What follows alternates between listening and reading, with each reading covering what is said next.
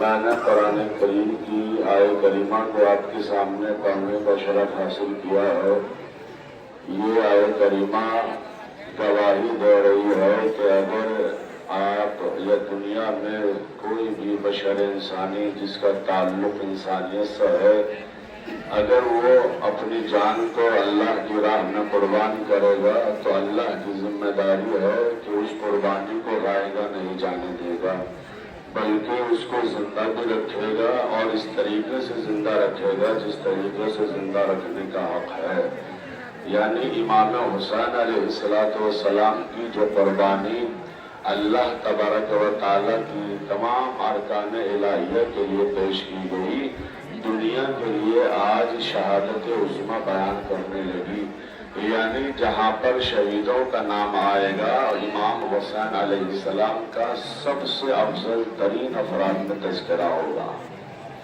سب سے اوپر حسین بن علی کا نام ہوگا، شہید اعظم امام حسین علیہ السلام نے، اور اللہ نے شہادت کا وہ معیار اور وہ مرتبہ پیدا کیا کہ لوگوں کے اندر شہادت کے بعد انقلاب پیدا ہوا، ریولیوشن پیدا ہوا، اور وہ انسانیت جو ڈوب رہی تھی اس کو زندہ و جاوید کیا۔ لہذا میرے نبی کا ارشاد گرامی ہے، ذکر ہوتا ہے کہ ان الحسین مصباح الہدی و سفینۃ النجات، کہ حسین کشتی نجات ہے، کشتی سفینہ ہے، اور یہ ایسی کشتی ہے کہ جو تا قیامت تک ہمارے اور آپ کے کام آنے والی ہے۔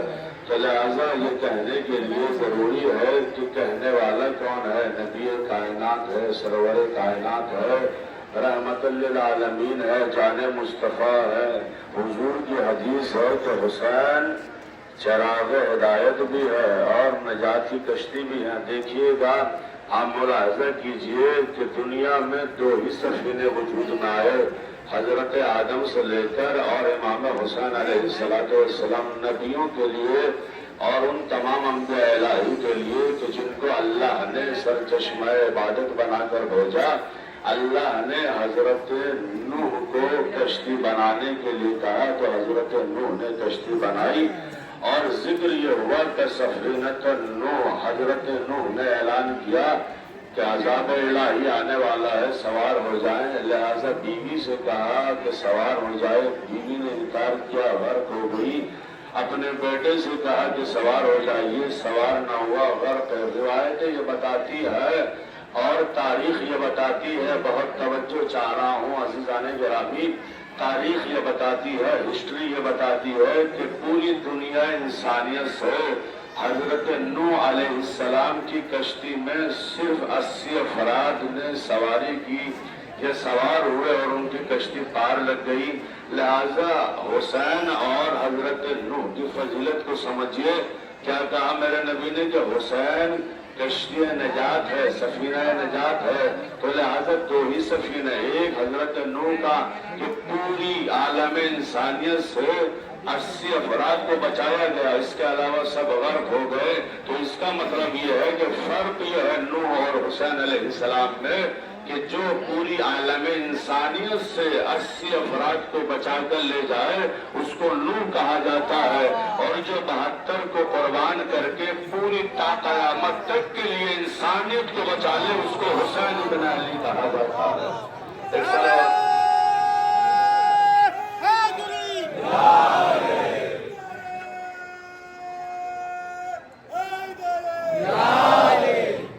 لہذا یہ معیار ہے اور یہ فضیلت ہے امام حسین علیہ السلام کی۔ پوری دنیا انسانیت سے 72 کی قربانی کو پیش کیا، تا قیامت تک کے انسانیت کو سرخرو کر دیا۔ آج آپ زندہ ہیں، کس لیے زندہ ہے؟ آج دنیا زندہ ہے، کس لیے زندہ ہے؟ یہ مسجدوں میں اذانیں آپ دیکھ رہے ہیں، کس کی وجہ سے زندہ ہے؟ یہ نمازیں کس کی وجہ سے زندہ ہے؟ یہ دین کا قربان ہونے والے آزاد فکر کے انسان جو آزاد ہے دنیا میں، اگر وہ حسین کو جانتے بھی نہیں ہے، مانتے بھی نہیں ہے، جب تک نہیں جانیں گے۔ آج 15 اگست ہے، آپ دیکھ لیجئے گا، آپ کے ملک میں جب انقلاب آیا اور خود مہاتما گاندھی صاحب سے پوچھا گیا کہ بتائیے تو صحیح کہ آپ نے اتنے بڑے ملک کو کیسے انقلاب میں بدل دیا، کیسے لوگوں کو بات کو سمجھا دیا، تو اس شخص نے ایک ہی جواب دیا کہ میرے سامنے حسین کی زندگی آئیڈیل ہے، میرے سامنے حسین کے महात्मा गांधी जी बताना ये चाहते हैं कि जब हुसैन 72 शहीद करवा कर पूरे दीन इस्लाम को बचा सकते हैं तो मेरे पास तो बहुत अफराद है हिंदुस्तान के अंदर। सलावत पढ़िएगा मोहम्मद वाले मोहम्मद पर। मेरे पास बहुत अफराद हैं, मेरे पास बहुत अफराद हैं। लिहाजा हुसैन आजाद तलब इंसानों के इमाम है, गुलाम अफराद के इमाम नहीं है। इमाम हुसैन उन अफराद के इमाम है कि जो हक तलब होते हैं, जो आजाद होते हैं। अब बहुत सी बार आप भी सुनते होंगे कि भाई ये जो जंग थी करबला की, ये 2 शहजादों की जंग थी। तो याद रखिएगा, गुलाम ज़ादे कभी शहजादे नहीं होते हैं। अरे खुदा की कसम, चूल्हे पर तो जाग जाना चाहिए था आपको। गुलाम ज़ादे कभी शहजादे नहीं हो सकते हैं। उसकी वजह यह है कि बकरी चोर का बच्चा बकरी चोर का बच्चा ही होगा। क्योंकि वजह यह है, लिखा यह है कि कहीं भी चला जाए चोर चोरी छोड़ सकता है, हेरा फेरी नहीं छोड़ सकता है। मगर याद रखिएगा, ये वो शहजादे हैं कि जिनकी फजीलतों में फरिश्ता इलाही से लेकर दुनिया में जो इनके दर पर गया वो खाली हाथ नहीं लौटा है। और इन्होंने उसको जिंदा कर दिया, और जिंदा ही नहीं किया बल्कि क़यामत तक के लिए उसको ऐसी हयात दी है कि जो वो कभी मर न सका और न कभी मर सकेगा। अगर यकीन ना है, आपकी जिंदगी बता रही है, आपका जिंदा होना बता रहा है कि हुसैन भी जिंदा है और हुसैन के चाहने वाले भी जिंदा है, इस्लाम भी जिंदा है और इस्लाम के मानने वाले भी जिंदा है। हद तो यह है, आपसे मैं पूछना चाहता हूँ, शर्त यह है कि खुलूस के साथ इनके दर पर आ जाइएगा, इनके दर से मुत्तसिल हो जाइएगा। अगर तकब्बुर छोड़कर अगर लफ्जों को और बेहतर किया जाए, अन्ना और तकब्बुर को, जहां आप अपनी जूतियां उतार के आते हैं, अन्ना और तकब्बुर को उतार कर इनके दरवाजे पर आ जाए तो खुदा की कसम ये आपको हुरमला से हुर बना सकते हैं।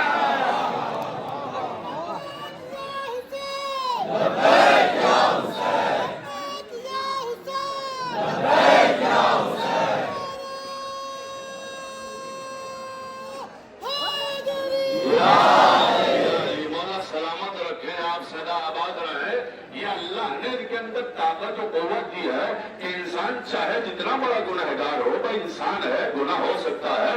लिहाजा शर्त यह है कि खुलूस नीयत के साथ इनके दरवाजे पाए। जब इनके दरवाजे पाएंगे, इनके दरवाजे को दस्तक देंगे।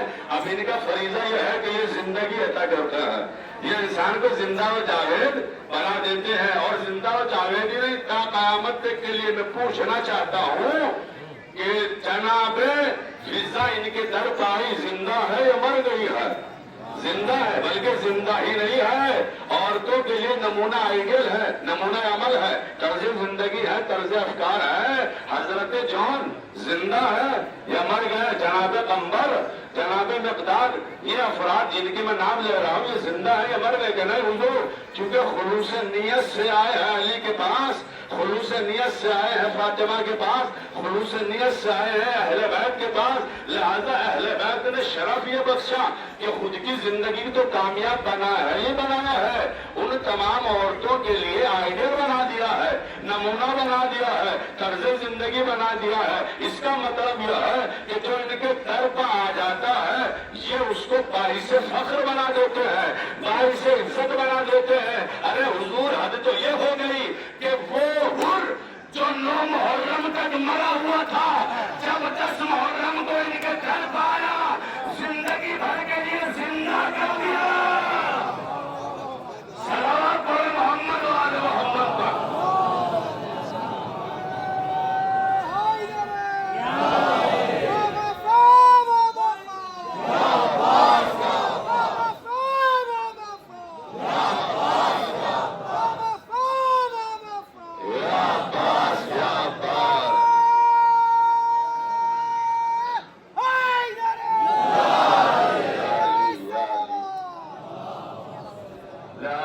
इमाम हुसैन, इमाम अली, इमाम हसन, ये जिंदा ज़मीर अफराद के इमाम है, मुर्दा ज़मीर अफराद के इमाम नहीं है कि जो बैठे हुआ है और बस सोच रहे हैं अपने हम हमें में। उन्होंने कहा कि आओ हमारे दर तक आओ।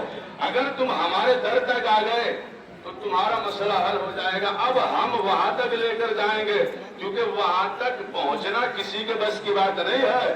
یہ جو آپ دیکھ رہے ہیں جتنے بڑے بھی ہیں, جتنی فضیلتیں بیان کی جاتی ہیں, ان کی کسی کی رسائی نہیں ہے.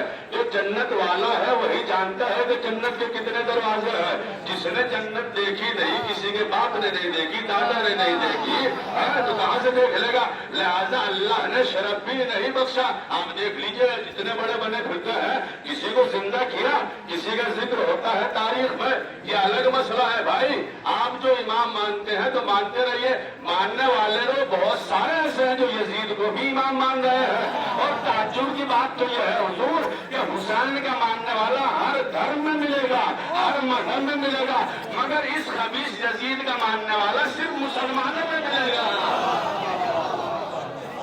صرف مسلمانوں میں ملے گا. اس یزید کا چاہنے والا بہت سارے ایسے ہیں, آپ دیکھیے گا سوشل میڈیا پر چاہنے والا یزید کا فالوورز تھے, وہ یہ تھے. لہذا اس کا تعلق اس شخصیت سے ہونا چاہیے کہ جو یہاں بھی سرخرو کرے, وہاں بھی سرخرو کرے, اور تا قیامت تک کے لیے سرخرو ہوتے رہے. مگر شرط یہ ہے حضور کہ آپ ادب کے ساتھ آئیں گے, آپ نیت کے ساتھ آئیں گے, آپ اخلاص کے ساتھ آئیں گے. اگر آپ کا اخلاص صحیح ہے, نیت ہے صحیح, تو آپ دیکھیے گا کہ آپ حر بن جائیں گے. آپ حر کی ہسٹری دیکھیے, حر کون ہے؟ ارے کربلا تک حسین کے لانے والے کا نام حر ہے.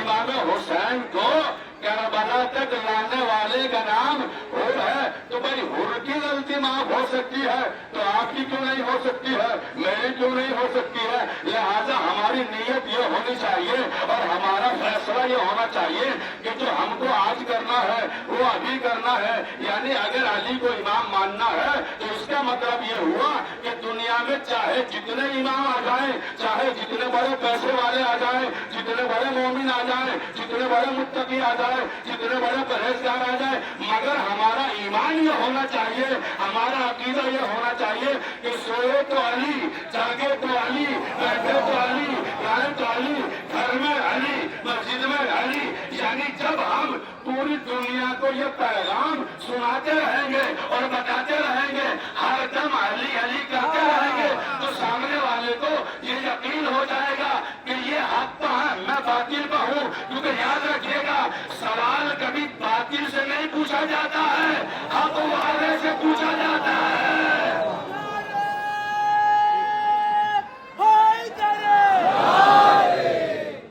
سوال ہمیشہ جو حق پہ ہوتا ہے, جو صراط مستقیم پہ ہوتا ہے, اس سے کیا جاتا ہے. کسی پاگل انسان سے سوال نہیں کیا جاتا ہے. وہ کیا دین بتائے گا, کیا شریعت بتائے گا, اور کیا بتائے گا کہ کون ہے. لہذا بہت سارے امام ہیں, بہت سارے اس دنیا میں لوگوں نے بنائے ہیں کہ نہیں بنائے؟ لوگوں نے امام بنائے ہیں حضور. نبی بنائے ہیں کہ نہیں بنائے؟ نبی بھی بنائے ہیں. نبی بنے کہ نہیں بنے؟ ایک صاحب نے کہا کہ بھائی ہم زندہ نبی کو نبی مانیں گے, جو ہمارے سامنے بیٹھا ہوگا اس کو نبی مانیں گے, ہم پیچھے چھپے ہوئے نبی کو نبی نہیں مانیں گے. باقاعدہ اس کا فرقہ بن گیا, اس کا فرقہ بن گیا. تو اس کا مطلب یہ ہے کہ بننے والا امام بھی بن گیا, بننے والا نبی بھی بن گیا. آپ آ جائیے اللہ کے اوپر, انا ربکم الاعلی. فرعون منحوس نے کہا کہ میں تمہارا سب سے بڑا پروردگار ہوں, میں تمہارا سب سے بڑا پروردگار ہوں. تو اس کا مطلب یہ ہے کہ انسان کے اندر اتنی جرأتیں بڑھ گئی اور اتنی طاقت آ گئی کہ اللہ کے مقابلے میں وہ اللہ بن گیا ہے, رسول اللہ کے مقابلے میں رسول اللہ بن گیا ہے, وہ امام کے مقابلے میں امام بن گیا ہے. مگر یاد رکھیے دنیا میں, پوری دنیا انسانیت میں کسی ماں نے ایسے بچے کو جنم ہی نہیں دیا کہ جو یہ کہہ سکے کہ میں وقت کا حسین ہوں, میں وقت کا حسین ہوں. یعنی لوگ ایسے بھی پیدا ہو گئے کہ جنہوں نے کہا کہ میں اللہ ہوں, ایسے بھی پیدا ہو گئے کہ جنہوں نے کہا کہ میں رسول اللہ ہوں, ایسے بھی پیدا ہو گئے کہ جنہوں نے کہا کہ میں وقت کا امام ہوں. مگر کسی ماں نے آج تک 1400 سال سے اور آج تک کسی بچے کو جنم نہ دیا جو یہ کہہ سکے کہ میں وقت کا حسین ہوں, کیونکہ وہ جانتا ہے, اس کو معلوم ہے کہ اگر اللہ بنوں گا تو مقابلے میں اللہ ہوگا, اگر رسول اللہ بنوں گا تو مقابلے میں کوئی نہیں آئے گا, اگر امام بنوں گا تو مقابلے میں کوئی نہیں آئے گا. لیکن اگر میں غلطی سے حسین تمام چاہنے والے، یہ علی کا کلمہ پڑھنے والے، یہ رسول کا کلمہ پڑھنے والے، یہ اللہ کا کلمہ پڑھنے والے، یہ ہم کو حسین نہیں سمجھیں گے بلکہ مقابل سمجھیں گے، یعنی یزید سمجھیں گے، اور جب ہم کو مار پڑے گی تو یہ اس کا علاج کرنا صحیح جانتے ہیں۔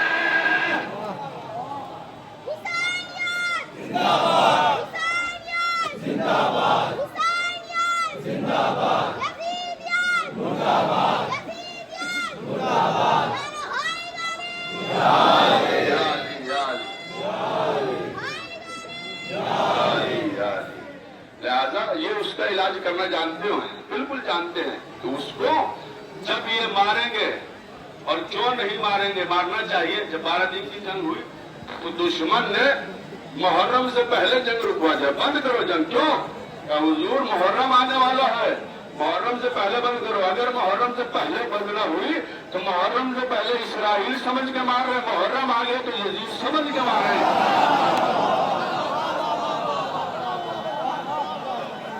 محرم سے پہلے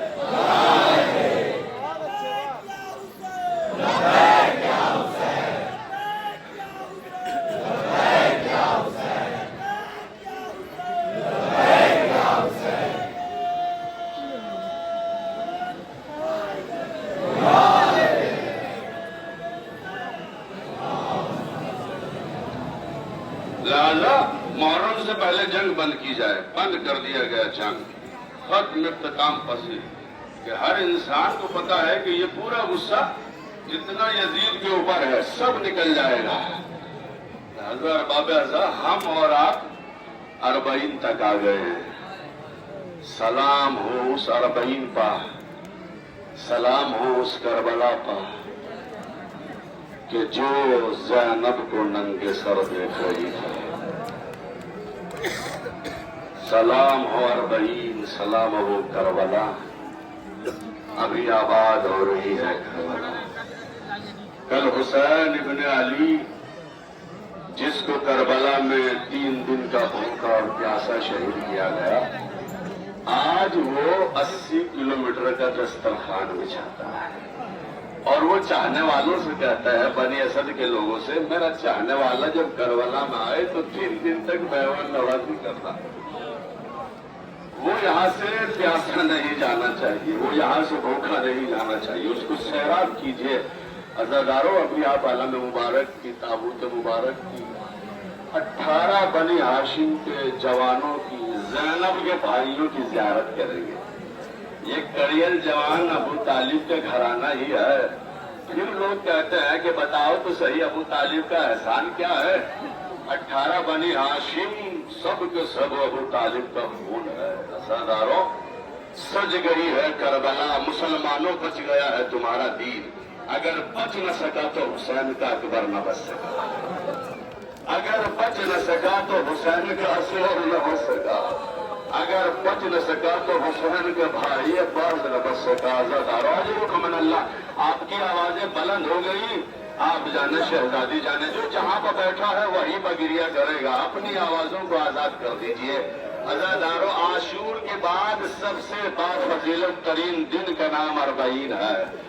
یہ عاشور دوم ہے۔ عزاداروں، یہ ان شہزادوں کا چہلم ہے کہ جن کے نہ کفن ہوا نہ غسل دیا گیا۔ سید سجاد غشق عالم میں ہے کہ غسل و کفن کا تصور ہی کہاں۔ عزاداروں، وہاں تو نرگائے آدھا ہے، وہاں تو بچوں پر ظلم ہے، شہزادیوں پر مظالم ہے۔ عزاداروں، آپ حضرت غازی ابوالفضل العباس کے علم کی زیارت کروا رہے ہیں۔